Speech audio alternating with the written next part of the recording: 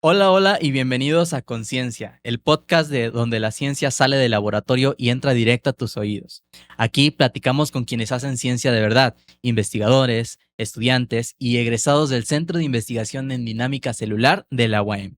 Si te gusta descubrir cómo funciona la vida desde lo más pequeño, este episodio te va a encantar, pues el día de hoy nos acompaña el doctor Armando Hernández Mendoza, investigador y director del CIDC, que trabaja en bioinformática de genomas y transcriptomas y en genómica comparativa. Bienvenido, doctor. Muchas gracias por la invitación, André, y me da mucho gusto estar contigo en esta nueva actividad, esta actividad de divulgación. También quiero agradecer a la Facultad de Diseño, en este caso también a Xiomara, que nos está apoyando, a Dair también, que está con nosotros en los controles, y bueno, pues muchas gracias por estarme invitando para estar platicando contigo. Muchas gracias, doctor. Y el día de hoy conoceremos y descubriremos temas muy maravillosos de la ciencia, de este mundo tan espectacular, acompañados del doctor Armando. Primero comencemos con una sección muy interesante que hemos preparado para usted, que se llama Conociendo al invitado. Doctor, ¿cómo fue que se interesó en este mundo de la bioinformática? Pues para que me gustara la bioinformática me tuvo que gustar la biología. Desde muy pequeño a mí me estaba llamando mucho la atención la biología y estudié precisamente en la Facultad de Ciencias Biológicas de la Universidad Veracruzana. No entendía por qué me interesaba la vida, porque lo que era botánica, zoología, no me llamaba mucho la atención. Sin embargo, las materias como microbiología, evolución, sí tenían mucho gusto para mí. Eh, Decidirme, entonces, yo tenía un tronco común ahí en lo que era Peñuela, la región de Veracruz, en Peñuela, en parte de Córdoba, y me fui de fresa a Jalapa. En Jalapa ya descubrí lo que era biomédicas, que fue el área terminal, y entonces ya descubrí la biología molecular, la bioquímica, la microbiología ya a fondo, y me gustó mucho. Entonces ya, posteriormente, me estuve trabajando un tiempo, me casé, tuve hijas, y de ahí me vine a trabajar aquí a Cuernavaca. Justo me tocó la crisis del 94, fue lo que me hizo moverme para acá. Y cuando llegué aquí descubrí el Instituto de Biotecnología. Entonces yo hice mi maestría y el doctorado también en el Instituto de Biotecnología de la UNAM, que está aquí en Cuernavaca, y así fue como empezó. Ahí, y precisamente en ese momento fue cuando empecé a descubrir la bioinformática. Me empezaron a gustar mucho las computadoras. Yo no conocía ni computadoras ni nada. En esos tiempos eran el 94 cuando llegué aquí. Y bueno, terminé de mis estudios, luego me fui a trabajar en la UNAM, en México, en el Instituto de Investigaciones Biomédicas, y ya ahí estuve aprendiendo lo que era transcriptómica, trabajando con levadura, con ratón, con un gusano que se llama Raditos elegans. Entonces, eso fue la parte que más disfruté realmente. Y ahí fue donde tuve que aprender a manejar los datos y meterme más con la bioinformática. Entonces, por eso nació mi gusto por la bioinformática. Muy bien, doctor. Bueno, ya que nos platica un poco acerca de estos proyectos en los que participó, ¿hubo algún momento o un proyecto en donde estuviera presente que marcara este camino? Creo que todos han marcado mi gusto. Cuando llegué cuando terminé mi carrera, yo me estuve dedicando a otras cosas que no tenían nada que ver con la ciencia. Pero como te digo, vino la crisis del 94, no hubo trabajo y entonces me vine para acá. Entonces, cuando llego al Instituto de Biotecnología, la doctora Carmen Quinto me invita me acepta en su laboratorio. Y entonces empecé a trabajar con lo que era Rhizobium y leguminosas y me maravilló esa parte. O sea, ahí descubrí que lo que a mí me gusta mucho son las bacterias. Entonces estuve trabajando con Rhizobium, estudiando genes, haciendo bioquímica, biología molecular y lo disfruté mucho. Cuando terminé eso y al mismo tiempo que estaba yo trabajando en eso, empecé a hacer un uso de muchas herramientas bioinformáticas, muchos programas, y fue cuando después me fui a trabajar en biomédicas con el doctor Antonio Velázquez Arellano, que él estaba trabajando con biotina. A mí me sorprendió eso, por ejemplo, o sea, ¿cómo es posible que una vitamina que uno no le da mucha importancia, si no la tienes, nada más no puedes vivir? Y es cuando entiendes cómo es que hay que estudiar la parte de la bioquímica. Entonces, la biotina, por ejemplo, es una pequeña vitamina que se tiene que pegar a, a varias proteínas muy importantes que son carboxilasas. Y esas van a estar trabajando en todas las rutas bioquímicas. Si no tienes la biotina, no puede funcionar lo que es la glicólisis incluso. Entonces, ahí fue cuando también me gustó, y además con Antonio Velázquez me enseñó mucho a aprender a admirar la evolución. El trabajo con él era estudiar el efecto de la biotina a lo que era en levaduras, luego en gusanos, luego en ratones, pero a nivel global. Él me dio la facilidad para aprender a hacer cosas de transcriptómica. Entonces yo hacía transcriptómica con chips de Affymetrix. Y cuando llegan los datos, de repente nos dicen, oye, ahí están los datos, y eran tablas y tablas y tablas, y ya, ¿qué hacemos? Y fue cuando me tuve que meter mucho a usar computadoras para tratar de analizar esa información y entender la biología del sistema. Entonces esa parte también me marca mucho. Posteriormente yo decidí renunciar, porque estaba yo trabajando ahí como técnico académico, no estaba yo viajando todos los días de Cuernavaca a México, y entonces regreso aquí a Cuernavaca. Entonces hice una estancia postdoctoral con el doctor Enrique Moret en el Instituto de Biotecnología, y ahí aprendí lo que era la secuenciación masiva de DNA. Y cuando aprendí lo que era la secuenciación masiva de DNA me impactó, pero cuando supe que se podía hacer secuenciación de RNA, o sea, saber cómo se expresaba un gen, se pasaba a RNA y después a proteína, y la parte de estudiar con RNA-seq y saber en qué punto exacto de un cromosoma se va a estar copiando un gen, o sea, la molécula que va a producir una proteína me impactó, me maravilló. Y entonces fue cuando dije: "Tengo que aprender esto", y ya me tuve que meter y pues, de cero. Yo decía que hacía bioinformática, en realidad estaba usando software. Ahí sí tuve que empezar a hacer estudios de programación, analizar la información, saber cómo compilar todo, porque manejas muchísimos datos. Entonces, eso también es maravilla. Y ya cuando me voy a la parte de aquí de trabajar en la UAM, apliqué todo eso que sabía para que mi plaza salió así, parecía que tenía mi nombre. Cuando me dicen, que había plazas en la UAM y que una de las plazas quería un profesor de evolución, que supiera cosas de bioinformática, porque para eso lo querían, porque en ese tiempo era la Facultad de Ciencias, yo metí todos mis papeles y di una presentación de lo que podía yo enseñar en ese momento con todo lo que había aprendido. Entonces, obviamente, cada parte de eso fue algo que me marcó a mí en lo particular y me hizo ser y seguir el camino que ahorita estoy siguiendo. Doctor, a muchos tal vez nos cuesta imaginar cómo es combinar este mundo de la biología con la computación. ¿Cómo fue combinar estas dos ramas para usted? ¿Cuáles fueron sus retos a los cuales se enfrentó, los momentos más difíciles en los cuales se vio envuelto al mezclar estas disciplinas, que tal vez para algunos suenan como mundos totalmente diferentes, pero hoy estamos viendo que pueden ir a la par dentro de este campo de la ciencia? Fíjate que no fueron como tal, partes de problemas, eran soluciones. Yo siempre lo vi como solución. Desde que yo empecé a estudiar la parte de biología molecular y las bacterias, fue cuando empecé a tener, de hecho, aquí en el Instituto de Biotecnología supe que había computadoras. Ya después entendí para qué servían. Mucho de lo que nos enseñaban ahí es cómo usar esas computadoras para manejar la información biológica. Mi primer artículo no tiene nada de experimental, es completamente análisis de bioinformática. Entonces, yo para ese tiempo ya con un amigo muy querido que se llama Kai Abreu, él en ese tiempo era estudiante y armaba y ensamblaba computadoras. Entonces, yo no quería comprarme una computadora cualquiera y él me armó una computadora muy potente en su momento. Entonces, ya la compré con mis ahorros, con mi beca y todo, y ya tuve mi primera computadora. Con esa primera computadora hice mi primer artículo en compañía de un compañero que es Ernesto Pérez Rueda, en el cual parte del trabajo que teníamos, que estábamos haciendo yo de la parte experimental, yo tenía información de secuencias y todo.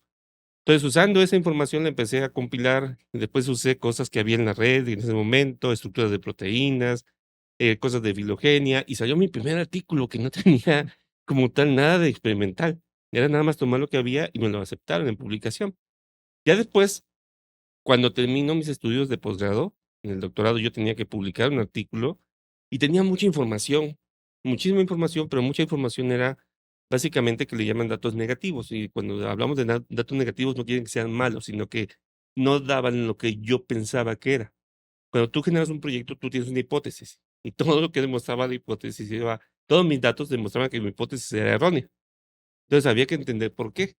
Ya cuando yo tuve que ir un tiempo a trabajar. Entonces, tomé un curso de cómo escribir artículos científicos y la investigadora me invitó a que hiciera un análisis bioinformático nuevamente. Fue cuando me senté, tomé mis datos, empecé y con Calle Abreu empezamos a ver qué es lo que pasaba y entonces hicimos un análisis que me enseñó que estaba muy padre. Era comparar, en ese momento mi problema era que una bacteria no se moría cuando yo le hacía una mutagénesis. O sea, cuando yo interrumpía una proteína se moría, pero no sabía por qué. Con la ayuda de Kai, tomamos esas proteínas junto con otras y empezamos a hacer un análisis en el cual se compararon puros genomas que ya estaban en la red de todas las bacterias que había sobre esa proteína. Y nos dio la respuesta, o sea, no se podía hacer mutagénesis en mi gen porque era el único gen que cumplía las funciones de muchos otros genes que había en otras bacterias. Entonces ahí nos dimos cuenta de por qué y ya con eso fue como que la base y todos mis datos que eran negativos explicaban y se volvieron datos positivos, ¿no? Nuevamente, la bioinformática me sacó adelante. Cuando estoy en biomédicas trabajando con transcriptómica y de repente nos dan datos de expresión de muchos genes, la cuestión era esta. Teníamos levaduras, teníamos gusanos y teníamos ratones. A cada uno le pusimos dietas control y le pusimos una dieta que era deficiente de biotina. Se le sacó a cada animal, a cada organismo, lo que era el RNA y entonces se hizo transcriptómica. Entonces eso nos decía qué genes se expresaban en la levadura con biotina y sin biotina. ¿Qué pasaba en el gusano con biotina, sin biotina? En la rata con biotina, sin biotina. Y en la rata era el hígado, el corazón, el cerebro. Entonces, ¿qué pasó? Eran tablas de datos que nos decían cómo se estaban expresando los genes, pero no sabíamos cómo maneja 5,000, 20,000, 30,000 genes que están en cada organismo y que están respondiendo a esa molécula. Entonces, con las computadoras nuevamente nos sentamos, manejamos software para analizar esa información y al final pudimos publicar los resultados explicando cuál era la coherencia y qué era lo importante como tal de la biotina en la forma evolutiva. Cuando llego acá a la UAM, obviamente pues yo ya venía con un gusto de manejar eso, pero cuando empiezo a entender que ahora voy a trabajar con el cromosoma de un organismo, con todos los genes y ver cómo se expresan los genes, no es fácil. Un genoma bacteriano tiene 4 millones de pares de bases, o sea, 4 millones de letras. Cada gen, ¿sí? Tiene aproximadamente entre 300 letritas o 1000 letritas. Y eso lo tienes que manejar. Y si tienes 5,000 genes, 4,000 genes, multiplícalo por 1000, entonces estás manejando cosas de millones. No lo puede hacer uno a mano. Necesitas una computadora. Nuevamente, el reto fue aprender a utilizar software y hoy actualmente manejamos mucha información de esa manera. Ya podemos estar ahorita, el último trabajo que tenemos con una alumna es comparar 2,000 genes para distinguir entre varias bacterias de un solo género por su genoma nada más, comparándolo. Entonces, los retos han sido soluciones más que nada, y eso es lo que más cada uno ha tenido todo un impacto en lo que es el trabajo que hacemos. Muy interesante, doctor. Y bueno, viendo toda esta parte con la que ha trabajado, cuéntenos un poquito de qué es lo que se hace dentro de su laboratorio en bioinformática, qué es lo que hace con sus estudiantes, qué es lo que hace con sus colaboradores y cómo estos trabajos están aportando de una forma positiva dentro de este campo de la ciencia. Okey. Mira, tengo un trabajo ahorita en uno que me gusta mucho, fue con el que empecé en la UAM, y ese fuera un análisis más filosófico. ¿Qué pasaba entre la expresión de genes de una organismo unicelular, una bacteria, en este caso fue coli, y conforme a comportarse y comparar la expresión de los genes con un eucarionte primario, como un hongo, en este caso una levadura? Entonces tomamos ahí cosas de Saccharomyces, Saccharomyces pombe y de Escherichia coli. Hicimos un experimento para crecerlo a cada organismo en un medio de cultivo rico en glucosa o sin glucosa, con otro fuente de carbono. Y también al otro organismo se hizo lo mismo y comparamos qué pasaba. Entonces detectamos cómo había o identificamos cómo se expresaban los genes en base a la necesidad de cada organismo. Lo que te habla de que cada organismo tiene su respuesta específica, pero también había otro grupo de genes que se comportaban muy similar, que es lo que es parte de la parte central de un organismo para vivir y se conserva entre un eucarionte y un procarionte. Luego, otro que me gustó mucho fue un trabajo que he hecho de colaboración con Edgar Dantán González y con Fernando Martínez. Ahí estuvimos trabajando, aislando bacterias que se aislaron de Tepoztlán, de campos de Tepoztlán, que estaban contaminados con estos, con un insecticida que se llama paratiometílico. Entonces, lo que se hizo fue sacar bacterias que podían agarrar el paratiometílico y degradarlo hasta dióxido de carbono y agua, o sea, desaparecerlo en un medio de cultivo. Quiere decir que son bacterias que ya se adaptaron y utilizan el paratión para usarlo de fuente de carbono y al mismo tiempo van limpiando el lugar en que están creciendo, ¿no? Y ese paratiometílico pues, es un insecticida que te puede causar muchos daños. El caso es que al final Identificamos en el genoma de esas bacterias dónde estaban los genes para degradar toda la ruta metabólica, para degradar ese compuesto desde un punto inicial, insecticida, hasta dióxido de carbono y agua. Con Edgar también analizamos plásmidos para ver plásmidos que tienen resistencia a antibióticos. Y actualmente con mis estudiantes estamos haciendo genómica comparativa. Tenemos 3 proyectos padres. Uno es comparar organismos que son patógenos de eh, rumiantes y después descubrimos que no nomás eran rumiantes, también eran cabras, gallinas, hasta perros y humanos. Y entonces se compararon los genomas y logramos distinguir cuáles son, dentro de un género de bacterias en particular, cómo se pueden dividir en especies y cómo a qué infectan. Y descubrir qué genes son los que están infectando, ¿no? Otro ha sido con Aileen, estamos haciendo ahorita un análisis en Aspergillus, que es un hongo que produce toxinas, aflatoxinas, y está descubriendo cuáles son las rutas metabólicas conservadas en ellos. Con David hicimos primero un análisis similar el análisis de los patógenos fue con Carla Martínez, que hizo con Anaplasma, y David lo hizo también, perdón, con Mycobacterium. Entonces, esos fueron estudios así que están tratando de ver cómo mejorar eso.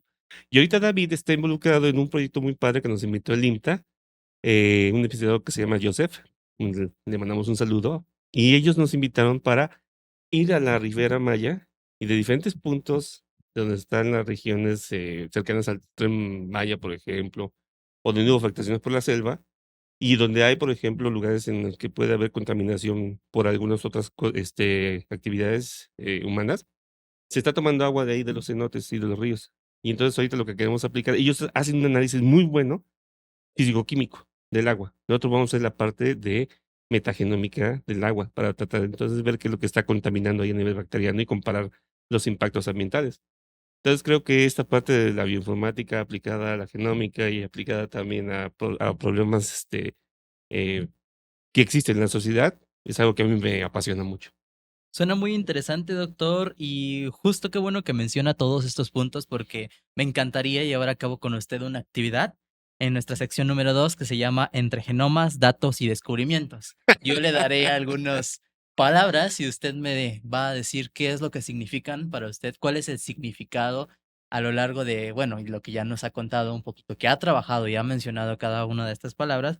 Pero pues cuéntenos un poquito más de su definición para todos aquellos que nos ven y nos escuchan, que tal vez no son expertos en este tema y para que les quede un poquito más claro, ¿no? Bueno, empezamos con nuestra primera palabra, genoma. Genoma, básicamente es el hardware de todos los organismos. Un genoma es la molécula de DNA en la cual está codificada, hasta eso codificada la información que nos permite ser quienes somos. ¿Por qué? Porque es una molécula que básicamente nada más está constituida por 4 tipos de nucleótidos y esos combinados tienen la información para saber si tienes ahí 1000, 2000, 5000, 30,000, ¿sí? Posibles proteínas dentro de unas zonas que se llaman genes. Entonces, genoma básicamente es comparar todos esos genes que hay en un individuo comparado con nosotros. Un genoma es donde está, como te digo, el hardware de un organismo para saber cómo va a ser. Bueno, nuestra siguiente palabra es metagenómica. Metagenómica. La palabra meta me gusta mucho porque es más allá de, ¿sí? Entonces es más allá del genoma. Cuando trabajamos en un laboratorio, muchas veces lo que hacemos es tomar un organismo, como te digo, que fuimos en Tepoztlán con Edgar, y entonces ya en el laboratorio lo creces, lo aíslas, sacas el DNA y analizas el genoma, entonces todo está ahí. ¿Qué pasa cuando el organismo no lo puedes crecer? Porque imagínate que te vas como el doctor Ramón Batista, que se va a cosas extremas. Él no puede poner aquí condiciones muy altas de salinidad o temperatura y todo eso para que sea un organismo. Hay organismos que no pueden ser crecidos en el laboratorio tan fácilmente y puedes pedir información. De ahí puedes tomar tú actualmente esas muestras, romper lo que hay ahí de células, lo aíslas y ahora puedes estudiar por medio de moleculares y por medio de secuenciación masiva de DNA la presencia de fragmentos completos de genomas o pequeñas partes del genoma y con eso saber qué bacterias o qué organismos están viviendo en esos lugares tan complejos. Entonces, metagenómica es más allá de la genómica y es lo que se usa para poder estudiar aquello que no lo puedes estudiar en un laboratorio tan fácilmente. Ok, muy interesante, doctor. Bueno, nuestra siguiente palabra, genómica comparativa. Lo que nos encanta hacer. Como te digo, todos los seres vivos, incluido aquellos organismos que no pueden crecer si no tienen un hospedero como un virus, funcionan porque tienen la capacidad de tener información genética que les va a hacer que produzcan proteínas para poderse crecer y reproducirse y seguir haciendo todo su ciclo. Entonces, lo que nosotros hemos hecho es, imagínate, comparas a una bacteria contra un humano y uno creía que no hay nada, un punto de comparación y no.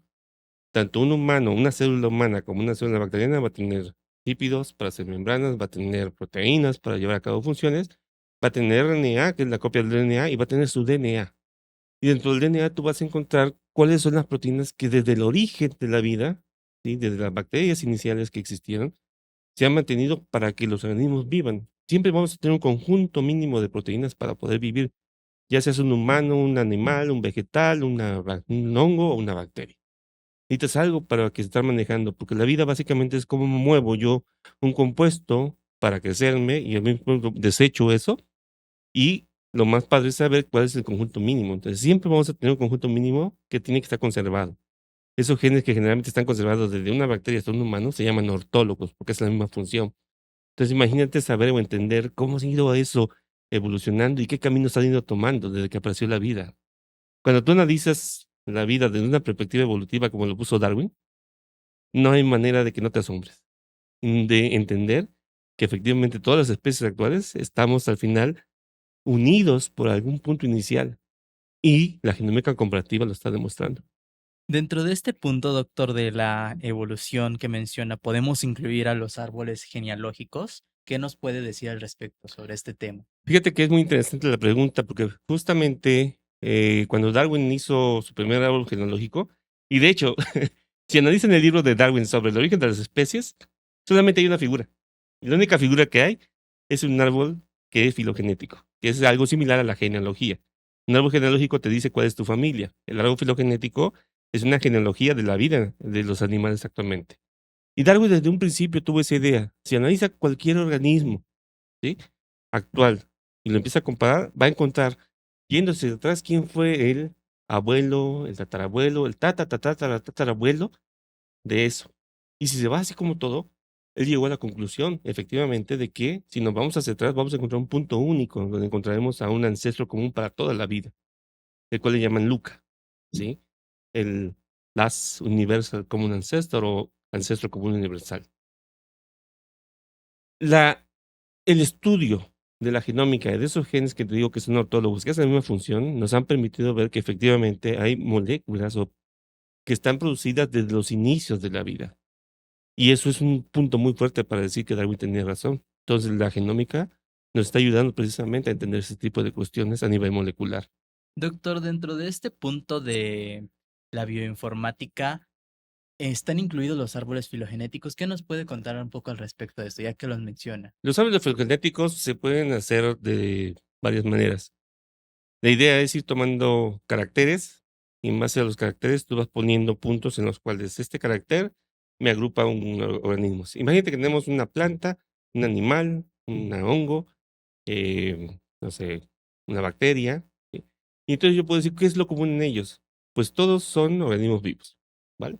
Ahora, yo después puedo separar, ¿tienen núcleo o no tienen núcleo? Entonces ya pongo los nucleados y entonces ya quito las bacterias de ahí y las arqueas. Entonces ya no me quedo con lo que son eucariontes. Luego puedo decir, ¿tienen pared celular o no tienen pared celular? Ah, no, sí tienen pared celular. Ya, lo pongo aquí y hago mi filogenia y ya separo las plantas de los animales. Y en cada punto voy a ir aumentando, ¿no? Oye, ¿tienen cuatro patas o no? Ah, sí los tiene, cuatretrápodos. ¿Tienen vértebras? Ah, vertebrados. ¿Tienen huevo amniótico? Entonces yo voy haciendo mi separación y se me arma la filogenia. Y es una forma de hacerlo. A nivel molecular, y para eso se usa la bioinformática, ¿eh? O sea, tú metes tu conjunto de caracteres, presencia, ausencia, y entonces armas tu filogenia. A nivel molecular es mucho más complicado porque tomas un conjunto de proteínas que te van a servir. Últimamente lo que se hace es, por ejemplo, hacer pangenómica, que es comparar muchos genomas y de quedarte con el núcleo de todos ellos. Y con esos genes hace la filogenia, que es lo que hace una computadora bioinformáticamente. Analiza las secuencias, hace un comparativo entre ellas, ve cosas, los puntos son iguales, y en base a eso, lo más cercano lo va agrupando y lo más alejado lo va separando dependiendo qué tipo de algoritmos uses, ¿sí? Pero al final la bioinformática te va a generar un árbol filogenético molecular. Que tú puedes hacer una filogenia tanto con caracteres o con DNA. Entonces, en ambos casos, puede ser bioinformática, si vas a tener mucha información. Suena todo muy interesante esto, doctor, y bastante bueno o bastante eh, emocionante para todas aquellas personas que nos escuchan, pero ahora cuéntenos, nos mencionaba que dentro de su laboratorio también tiene estudiantes con proyectos muy emocionantes, interesantes, muy padres, pero ¿cómo nació su amor por igual la enseñanza? Por dar también este tiempo de su espacio o dar y meter también involucrarse la ciencia dentro de la educación. Quiero mandarle un saludo a mi familia, a mi madre y a mis hermanos, Rosalena, a mi mamá, a María Luisa, Anabel, Genaro, porque todo el tiempo yo les decía que yo no iba a ser profesor.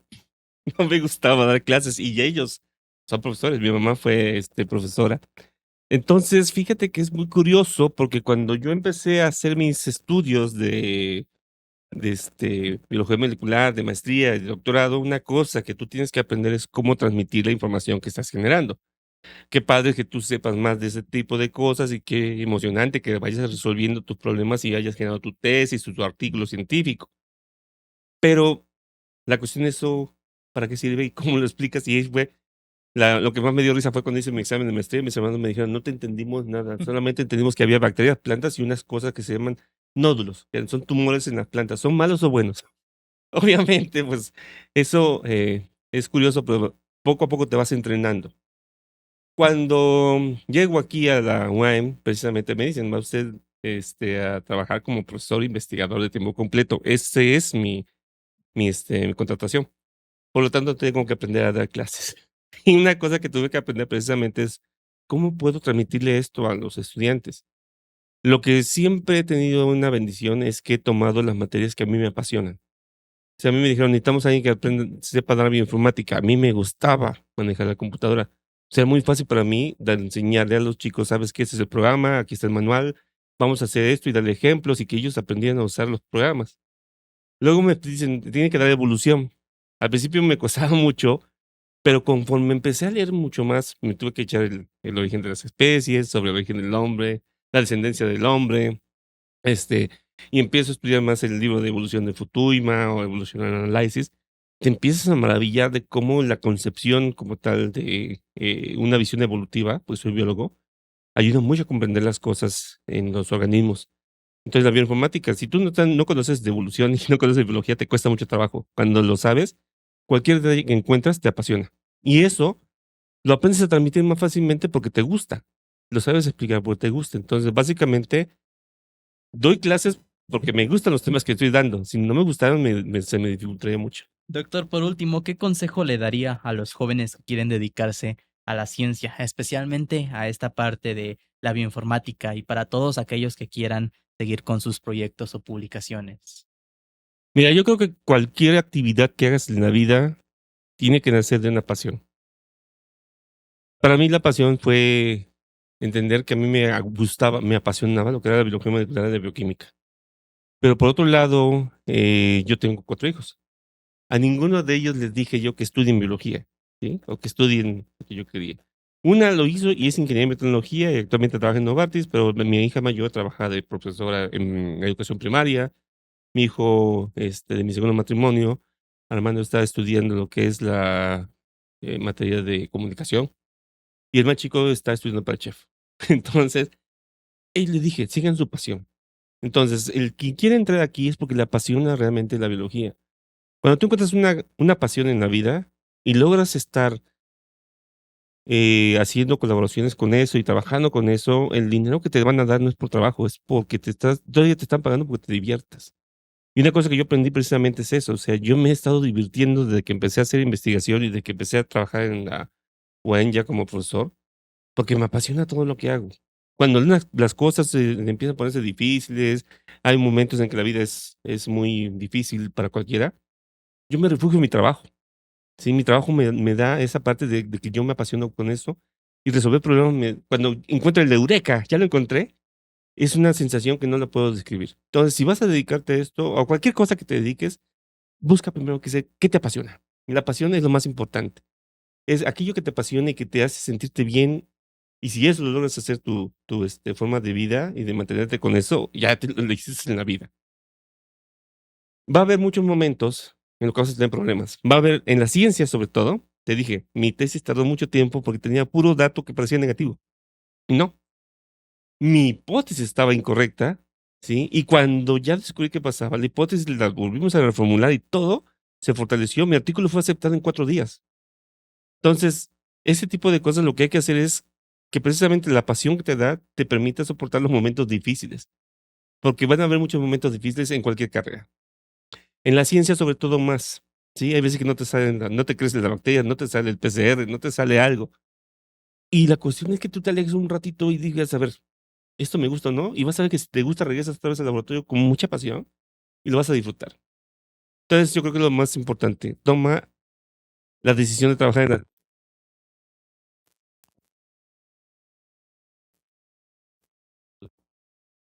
Bueno, muchas gracias, doctor, por acompañarnos el día de hoy, por contarnos un poquito de su experiencia dentro de este tema de la bioinformática, la genómica y otros temas y puntos muy interesantes que apuesto a que a nuestro público le van a encantar. Agradecemos que nos contara un poco de su trabajo y más que nada de sus pasiones, ¿no? Que realmente cuando algo te gusta no lo vemos como un trabajo, sino como una pasión y en este caso un amor a la ciencia. Y pues de eso se trata este podcast, contar un poquito de diferentes temas dentro del contexto de la ciencia. Esperemos que les haya gustado. Si les gustó, compartan este podcast y pues nos estaremos viendo en otro nuevo video. Yo quisiera aprovechar nada más para despedirme, darte las gracias, André, por esta oportunidad de estar contigo. Me da mucho gusto que estés haciendo este tipo de actividades y que además involucres a tus compañeros para que hagan esto. La divulgación científica es muy bueno. Y quiero nada más terminar diciendo una cosa. Mi principal pasión para trabajar es lo que hago de biología, bioquímica y biología molecular. Pero mi principal pasión en la vida han sido mis hijos. Eliana, Rosalena, Armando y Alejandro son la razón por la cual siempre encuentro un motivo para seguir trabajando. Entonces, nada más es la parte. Hijos, los amo. Y muchas gracias por esta invitación. No, al contrario, muchas gracias por acompañarnos y esperemos que este video inspire a muchos futuros científicos y divulgadores. Y agradecer también a la Facultad de Diseño que nos está prestando sus instalaciones, a la doctora Beatriz Baena, a Xiomara y A ir. a Dair.